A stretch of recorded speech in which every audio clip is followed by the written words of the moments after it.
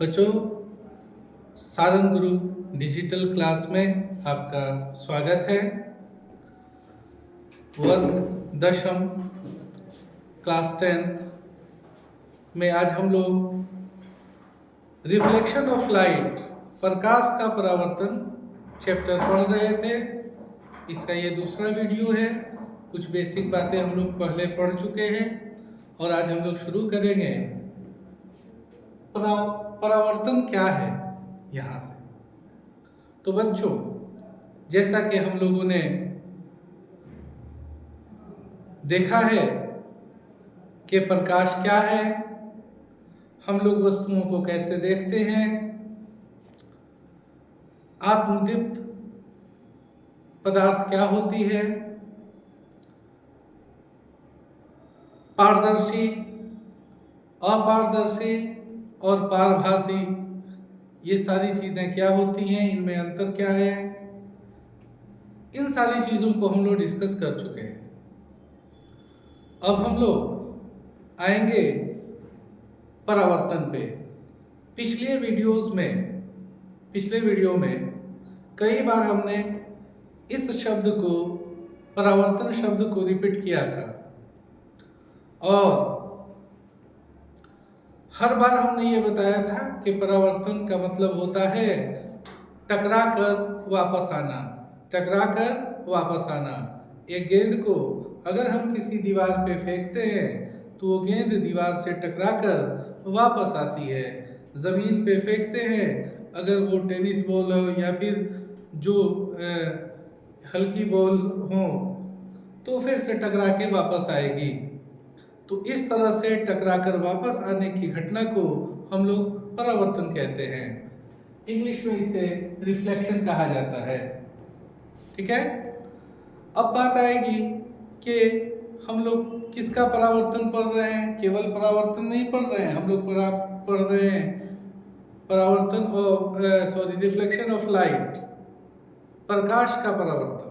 किसका परावर्तन? प्रकाश का।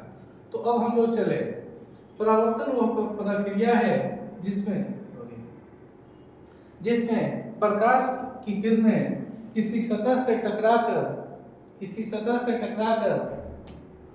वापस लौटती हैं। प्रकाश की किरणें किसी सतह से टकराकर वापस लौटती हैं, उसे हम लोग परावर्तन कहते हैं। जब प्रकाश किसी चमकदार या चिकनी सतह पर पड़ता है तो उससे टकरा के, जैसे किसी दर्पण समझते हैं ना, आईना जिसको हम लोग कहते हैं, हमारे घरों में होता है मिरर, आईना। तो आईना या मिरर जो होगा उस पे अगर हम लाइट, उस पे टॉर्च मारे या अगर वो लेजर लाइट को मारे तो टकरा के फिर से वापस आएगा। इस घटना को क्या कहते हैं? परावर्तन। ये स्पष्ट दिखता है किस पे? ये स्पष्ट दिखता है चमकदार और चिकनी सतह पे। बाकी सतह पे भी परावर्तन होता है, लेकिन सबसे ज्यादा परावर्तन हमें स्पष्ट रूप से दिखाई देगा कहाँ पे? तो चमकदार और चिकनी सतह पे। जैसे कि सबसे अच्छा एग्जाम्पल और हम सबों के घरों में होता है वो है दर्पण, मिरर। ओके। अब हम लोग देखेंगे परावर्तन चूंकि अब हम बोलेंगे परावर्तन, लेकिन आपको समझना है प्रकाश का परावर्तन। केवल परावर्तन हम लोग नहीं पढ़ रहे हैं, हम लोग प्रकाश का परावर्तन पढ़ रहे हैं। ठीक है। तो प्रकाश का परावर्तन जो होता है वो दो प्रकार का होता है। कितने प्रकार का? दो प्रकार का। दो मुख्य प्रकार होता है। एक होता है रेगुलर रिफ्लेक्शन और एक होता है डिफ्यूज रिफ्लेक्शन, यानी कि नियमित परावर्तन। जो पहला टाइप हुआ प्रकाश के परावर्तन का, उसे हम कहेंगे नियमित परावर्तन। ऐसे नाम से पता चल रहा है। अच्छा बच्चों, जब भी हम कोई चीज देखें, जब भी हम कोई नया शब्द देखें, तो हमें कोशिश करना चाहिए कि वो शब्द, चूंकि नया शब्द है, उसके बारे में हम पहले से जान नहीं रहे हैं, तो उसके नाम से कुछ अनुमान लगाएं कि वो क्या होना चाहिए। तो यहाँ शब्द आया नियमित। तो भाई नियमित परावर्तन हम भले ना जानते हो, लेकिन नियमित वो शब्द तो जानते हैं। तो नियमित से कुछ अनुमान लगा सकते हैं कि यहाँ कुछ नियम जैसी बातें हो रही होगी, या एक जैसा, एक रूप से। नियमित का मतलब होता है एक समान। नियमित परावर्तन एक ऐसा परावर्तन है जो एक नियम के तहत होता है, और स्पष्ट दूसरे शब्दों में कहें तो एक चिकनी सतह से, जैसे मिरर की बात कहे हूं, तो ऐसी सतह से जो परावर्तन होता है, या पॉलिश की हुई कोई धातु से, ऐसे सतह से जो भी परावर्तन होता है उसे हम नियमित परावर्तन कहते हैं। क्या कहते हैं? नियमित परावर्तन। इसकी कुछ विशेषताएं होती है। इसकी पहली विशेषता होती है कि ये परावर्तन के नियमों का पालन करता है। बच्चों, लास्ट में हम लोग डिस्कस करेंगे कि ये परावर्तन का नियम होता क्या है। दूसरा, इसके आपतन कोण परावर्तन कोण के बराबर होते हैं। अब फिर से सवाल यहाँ उठेगा कि ये आपतन कोण क्या होता है, परावर्तन, ये जो टॉपिक है ये, ठीक है, ये टॉपिक जो है वो हम लोग लास्ट में डिस्कस करेंगे, मतलब आगे जस्ट आगे करेंगे, लेकिन चूंकि यहाँ जरूरी था इसलिए हमने यहाँ लिखा है। ओके, तो फिर से नियमित परावर्तन क्या हुआ? एक ऐसा परावर्तन जो किसी चिकनी चमकदार सतह से होता है। ओके, और इसी ऐसे ही परावर्तन के कारण दर्पण में प्रतिबिंब का बनना होता है। दर्पण में प्रतिबिंब का बनना का मतलब क्या हुआ कि जब हम किसी दर्पण के सामने जाते हैं, मिरर के सामने, आईना के सामने जाते हैं और हम खड़े हो जाते हैं, तो हम देखते हैं कि मिरर के अंदर, आईने के अंदर मेरे ही शक्ल का एक और व्यक्ति है अंदर में। तो जो मेरे शक्ल का एक और व्यक्ति जो अंदर में दिखता है मिरर के अंदर, वो हमारा प्रतिबिंब कहा जाता है। इंग्लिश में इसे इमेज कहते हैं, वो हमारा इमेज है।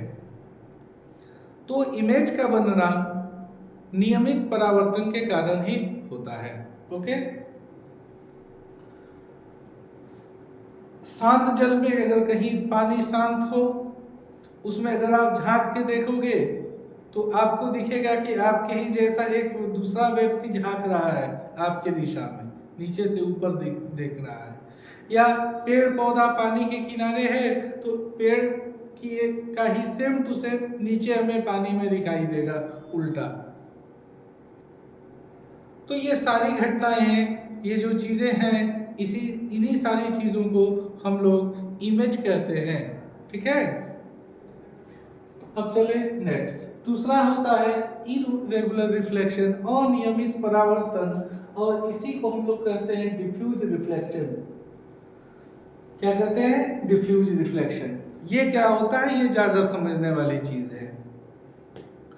जैसा कि हम लोगों ने अभी देखा कि किसी चिकनी, स्मूथ और चमकदार सरफेस जो है, सरफेस का मतलब सतह पे जब लाइट पड़ती है, प्रकाश पड़ता है, तो वो टकरा के वापस हो जाता है।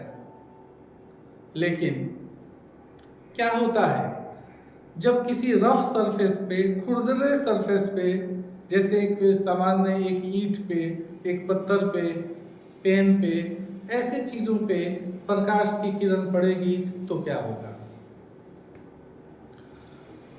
प्रकाश की किरण पूरी तरह नहीं लौट पाएगी। प्रकाश की किरण पूरी तरह नहीं लौट पाएगी।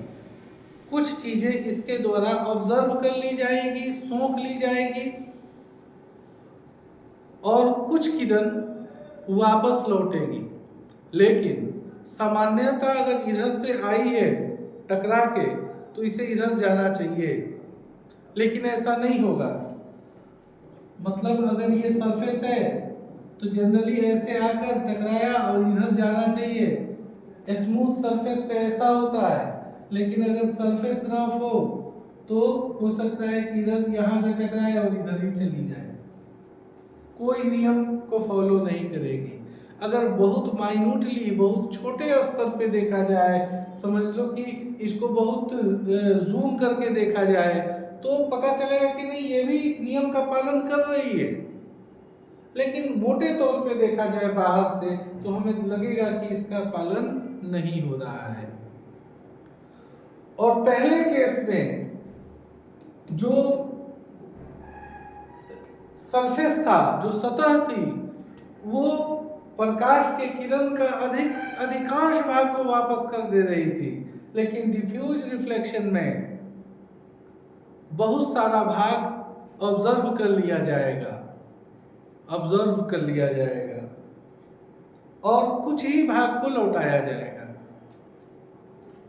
तो अगर हम परिभाषा की बात करें तो जब प्रकाश की किरणें किसी खुरदरी या असमतल सतह पर जैसे दीवार, कागज, कपड़ा या पेड़ की छाल पर पड़ती है तो वो अलग अलग दिशाओं में परावर्तित होती है। ऐसे परावर्तन को हम लोग अनियमित परावर्तन कहते हैं। हमने जैसा कहा था कि अगर बड़ी माइन्यूटली देखा जाए, बहुत बारीकी से देखा जाए तो पता चलेगा कि ये भी परावर्तन के नियम का पालन कर रही है।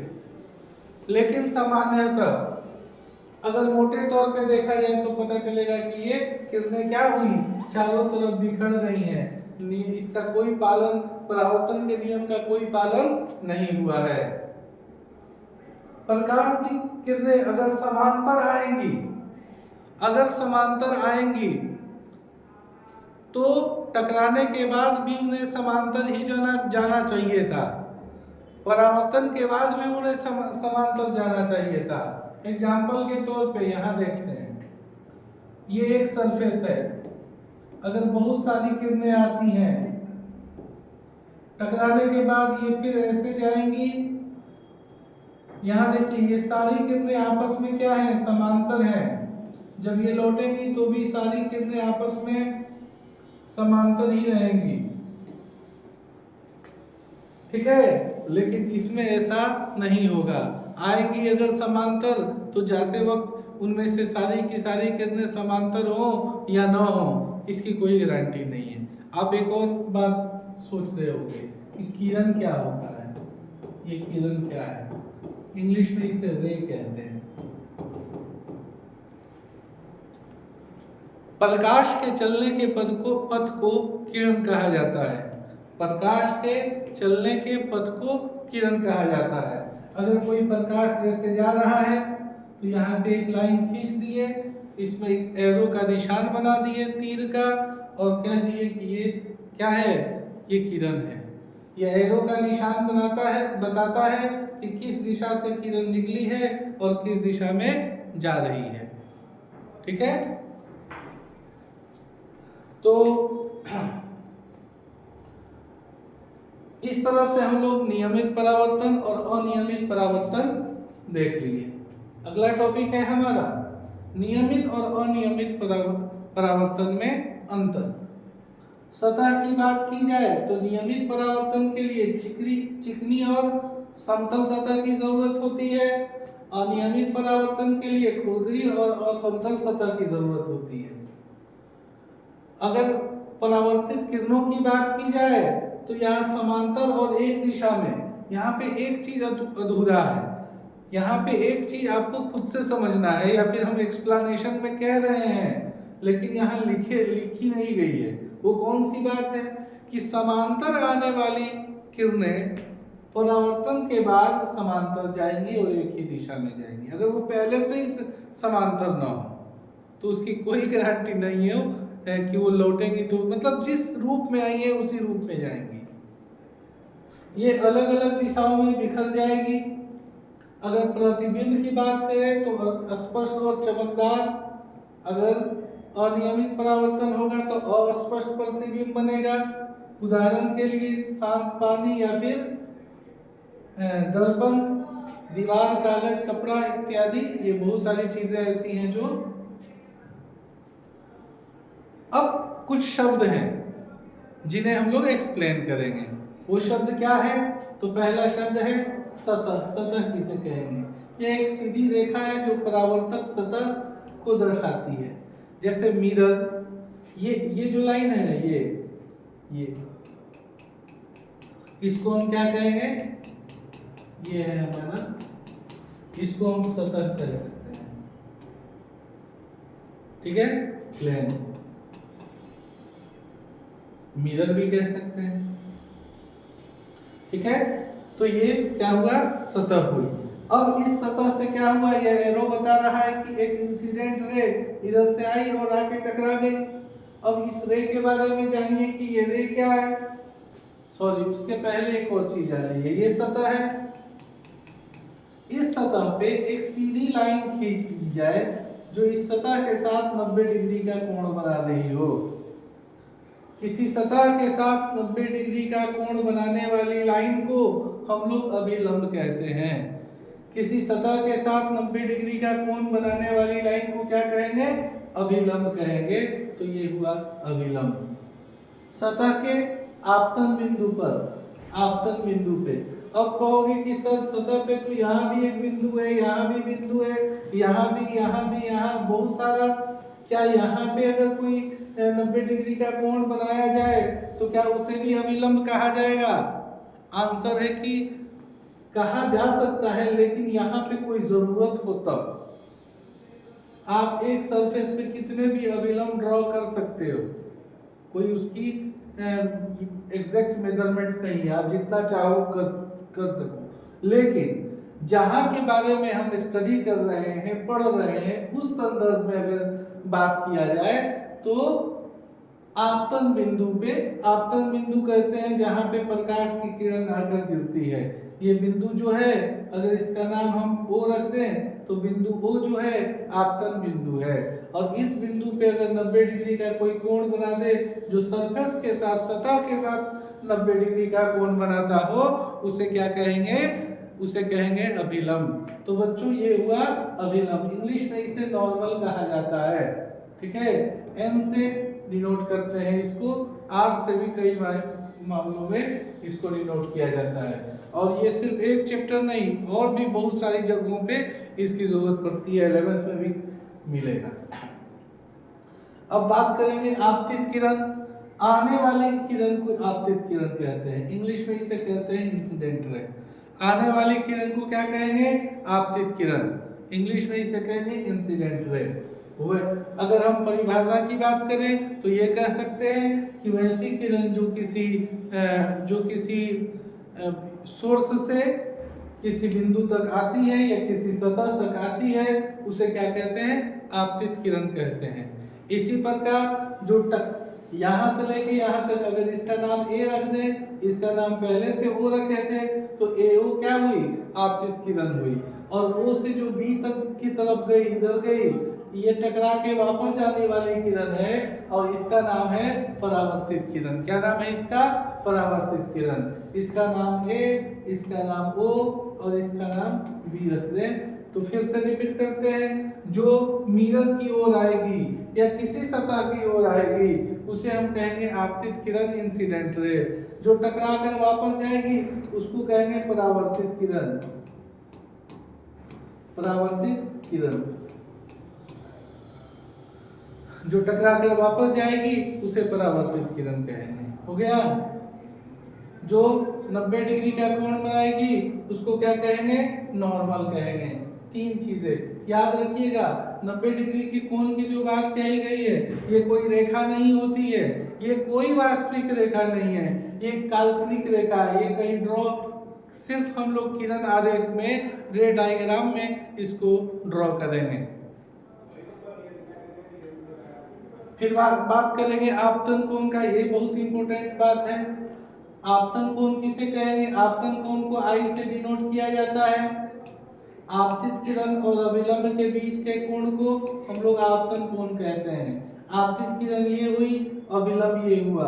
आपतित किरण और अभिलंब, इन दोनों के बीच जो कोण बना उसे क्या कहेंगे, आपतन कोण कहेंगे। याद रखिएगा। आपतित, कई बार बच्चे समझ लेते हैं कि ये कोण आपतन कोण है ना, ऐसा नहीं है। ये आपतन कोण नहीं है, आपतन कोण ये होगा।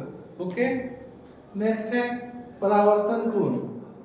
परावर्तित किरण और अभिलंब यानी ये वाला कोण, इसको R से डिनोट किया जाता है, इसको I से डिनोट किया जाता है।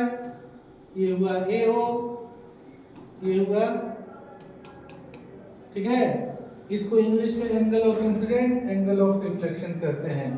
और फिर से ये फिगर एक बार और आपके सामने है, हम लोग फिर से देख लें। ये एक सतह है और सतह पे एक किरण आके टकराई है, तो ये हो गई आपतित किरण। यहाँ पे लिख देते हैं आपतित किरण।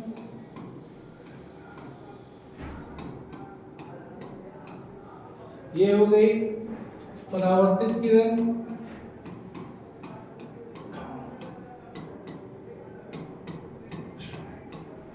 ये अभिलंब।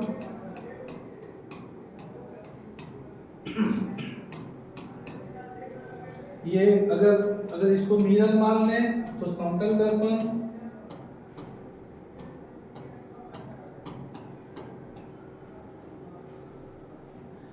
ये होगा आपतन कोण।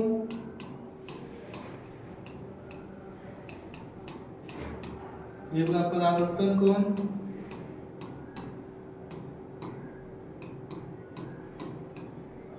इसको I से और इसको R से डिनोट करते हैं।